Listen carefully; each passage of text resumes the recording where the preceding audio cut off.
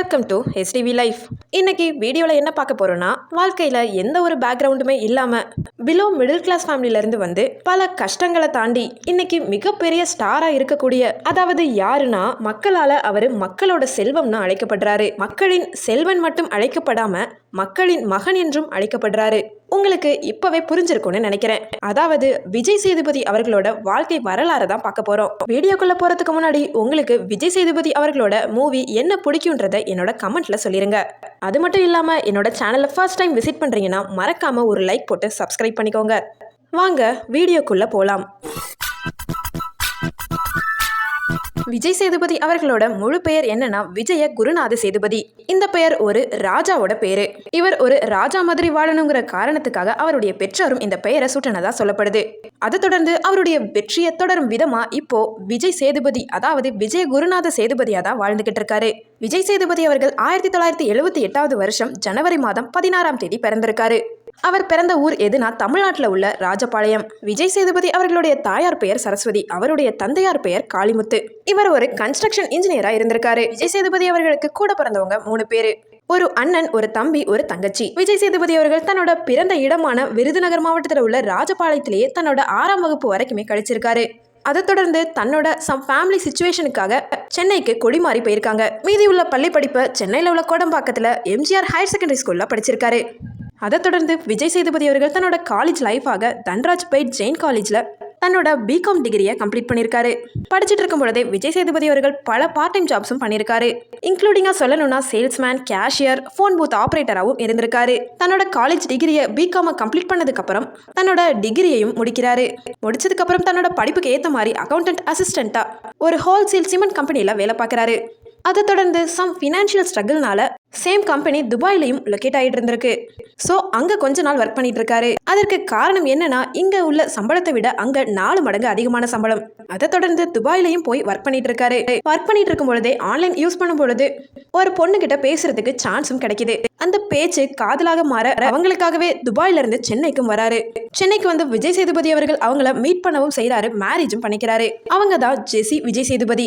இப்போ வரைக்கும் அவங்க ஹாப்பியா இருக்காங்க. விஜய் சேதுபதி, ஜெசி விஜய் சேதுபதி 2 பேருக்கும் சூர்யா, ஸ்ரீஜானு 2 பசங்க இருக்காங்க. சூர்யா ஒரு மூவிலையுமே ஆக்ட் பண்ணியிருக்காரு, அதுவும் எல்லாருக்கும் தெரியும். அதை தொடர்ந்து தன்னோட தொழிலை கண்டினியூ பண்ணும் விதமா துபாயில ஏர்ன் பண்ண அமௌண்ட் எல்லாத்தையும் இங்க சென்னையில ஒரு பிசினஸ் ஸ்டார்ட் பண்ணலாம்னு சொல்லி ஒரு பிசினஸையுமே ஸ்டார்ட் பண்றாரு. ஆனா அந்த பிசினஸ் ஓரளவுக்கு மேல கை கூடவும் இல்லை. அமௌண்ட் ப்ராப்ளம் நெருங்குது, நமக்கு மேரேஜ் ஆயிடுச்சு, நமக்குன்னு ஒரு பொறுப்பு இருக்குங்கிற பட்சத்துல தான் ஒரு ஒர்க்குக்கு போலாம்னு முடிவெடுக்கிறாரு. அதை தொடர்ந்து அவருக்கு நெருக்கமான ஒருத்தர், உங்களுக்கு நல்ல சினிமா ஃபேஸ் இருக்கு, கண்டிப்பா அந்த லைன்ல ட்ரை பண்ணுங்கன்னு சொல்லியிருக்காரு. அவருக்கு அப்பவே ஒரு சின்னதா இன்ட்ரெஸ்ட் வந்திருக்கு. ஆனா தனக்கு நடிக்க தெரியாதுங்கிறத அதுக்கப்புறம் உணர்றாரு. ஆனா அதை தொடர்ந்து பல பிராக்டிஸ்க்கு அடுத்து ஒரு நாடகத்தோட இன்டர்வியூல அட்டன் பண்றாரு.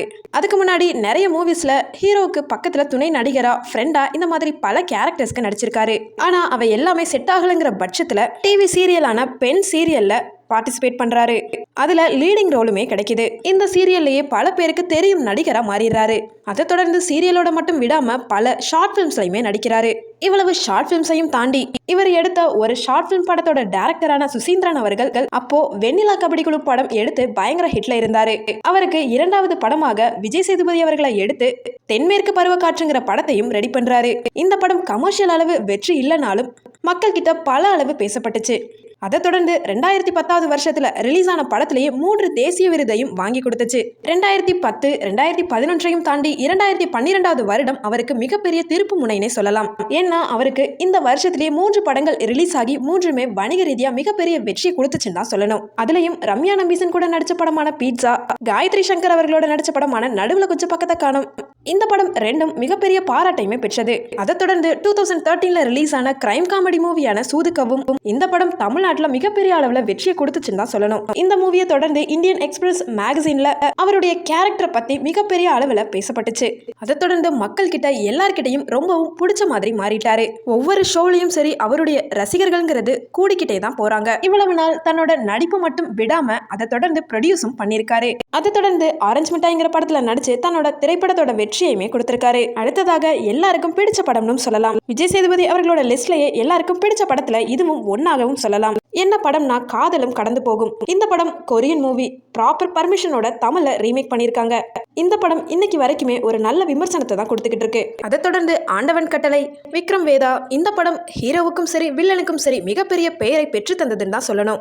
அவங்களுடைய நடிப்பை சிறப்பிக்கும் விதமா அந்த வருஷத்தோட சிறந்த நடிகருக்கான பிலிம்பேர் அவார்டுமே கிடைச்சது. அதை தொடர்ந்து பிரேம்குமாரோட 96, மணிரத்னத்தோட செக்கச்சிவந்த வானம், அடுத்ததாக சீதக்காதி, இந்த படத்துல ஒரு வயசானவராகவும் நடிச்சிருப்பாரு. அடுத்ததாக ரஜினிகாந்த் அவர்களோட பேட்ட படம் 2019 வருஷம் ரிலீஸ் ஆனது. இந்த படத்துல சிறப்பான வில்லனாகவும் நடிச்சிருப்பாரு. அடுத்தது சூப்பர் டீலக்ஸ், ஃபர்ஸ்ட் தெலுங்கு மூவியான சைரா நரசிம்மரெட்டி, 2019ல ரிலீஸ் ஆன ஆக்ஷன் த்ரில்லர் மூவியான சிந்துபாத்.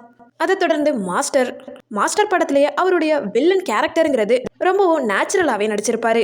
இந்த மாதிரி அவருடைய வரிசையில் ஜவான், மேரி கிறிஸ்மஸ், சேதுபதி, விடுதலை, டிஎஸ்பி, பண்ணையாரும் பத்மினியும், காத்துவாக்கில் 2 காதல், பாக்ஸ் ஆஃபீஸில் மிகப்பெரிய வெற்றியை கொடுத்த நானும் ரவுடிதான், கருப்பன், ஒரு நல்ல டாக்டராக தர்மதுரை, சங்கத்தமிழன், தெலுங்கு படமான உப்பென்ன, கவன், யாதும் ஊரே யாவரும் கேளீர், ஜுங்கா, மைக்கேல், மகாராஜா, ரெக்க, இமைக்கா நொடிகள், மாமனிதன், புரியாத புதிர், விண்டேஜ் சேதுபதியா சொல்லக்கூடிய இதற்குத்தானே ஆசைப்பட்டாய் பாலகுமாரா, மும்பைக்கார், ஓமை கடவுளே, ஒரு நல்ல நாள் பார்த்து சொல்கிறேன், 800, லாபம், இறைவி, இந்த மாதிரி அவருடைய வரிசையில் பல வெற்றி படங்களை சொல்லிக்கிட்டே போகலாம். தான் நடிக்கிறது ஹீரோவா மட்டும் இல்லாம தனக்கு கொடுக்குற கேரக்டரை வெற்றி படமா மாற்றக்கூடிய திறமை யாருக்கு இருக்குன்னா விஜய் சேதுபதி அவர்களை சொல்லலாம். அவருடைய வாழ்க்கையில எந்த ஒரு விஷயமுமே அவருக்கு சாதாரணமா கிடைக்கல. எல்லாமே அவர் சின்ன சின்ன விஷயத்துல இருந்து சின்ன சின்னதா கத்துக்கிட்டு தான் இன்னைக்கு இந்த ஒரு சேதுபதிங்கிற பொசிஷன்ல இருக்காரு. எந்த ஒரு பேக்ரவுண்டுமே இல்லாம தன்னோட திறமையை மட்டும் வச்சு இன்னைக்கு இவ்வளவு பெரிய பொசிஷன்ல வந்தவங்களை விரல் விட்டு எண்ணிரலாம். அதுல முக்கியமான இடத்தை பிடிச்சிருக்க கூடியவரை இவராகவே சொல்லலாம். மக்களின் செல்வன் விஜய் சேதுபதி அவர்களோட வாழ்க்கை வரலாறு உங்களை இன்ஸ்பைரிங் பண்ணியிருக்கும்னு நினைக்கிறேன். உங்களுக்கு எந்த அளவுக்கு மோட்டிவேட்டா இருந்துச்சுங்கிறத என்னோட கமெண்ட் பாக்ஸ்ல சொல்லுங்க. இந்த வீடியோ உங்களுக்கு பிடிச்சிருக்கும்னு நினைக்கிறேன். பிடிச்சிருந்துச்சுன்னா லைக் பண்ணுங்க, ஷேர் பண்ணுங்க. இந்த சேனலை ஃபர்ஸ்ட் டைம் விசிட் பண்றீங்கனாலோ அப்படி இல்லைனா சப்ஸ்கிரைப் பண்ணாம பார்த்துக்கிட்டு இருந்தீங்கனாலோ மறக்காம அந்த ரெட் கலர் சப்ஸ்கிரைப் பட்டனை கிளிக் பண்ணிக்கோங்க. தேங்க்யூ ஸோ மச் ஃபார் வாட்சிங்.